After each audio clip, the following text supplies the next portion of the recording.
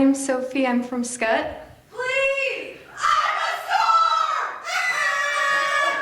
star! And this is my poem, A Note from the Universe, so that you know you're not alone. In the beginning, there was a crash, and then a light. Millions of fragments shot across the emptiness to form something. Millions of now isolated fragments, like people. I never really did understand why anyone would look at a fragment and decide it was whole. I have an easier time understanding the depth of the universe.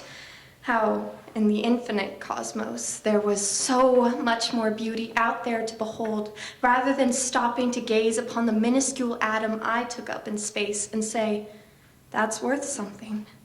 You might understand this. How others swiped the stars from your eyes. Sometimes the world grabs us by our hearts, pulls us into the abyss as we remember we are made of dust, and to dust we shall return, but we are made of the dust of stars. The stars that have served as a map for light years, though I do understand this is a unit of distance rather than of time, but for the sake of this poem, please stay with me. They will guide us back to our universe, which could be anywhere. Maybe we aren't meant for Earth or the sun in this universe. We've mistaken solar flares for sunlight, but remember that these kill. The nature of the universe tells us that certain quantities have an inherent uncertainty built into them, and that pairs of quantities have their uncertainties related to one another.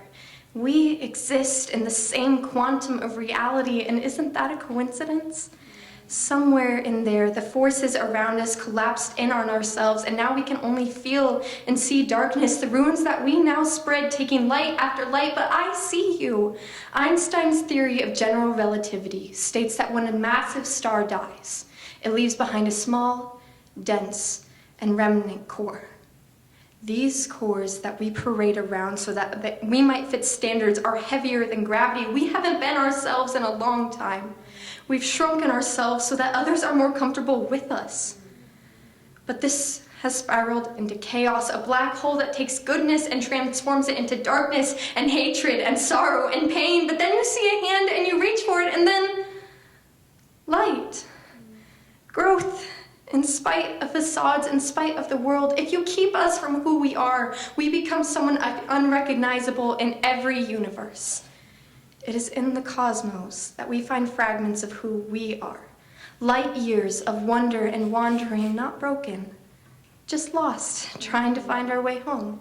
And I hope that in the tomorrow of every universe, there's you, miraculous you, not an isolated fragment, a wholly essential piece that is connecting and connected to our universe.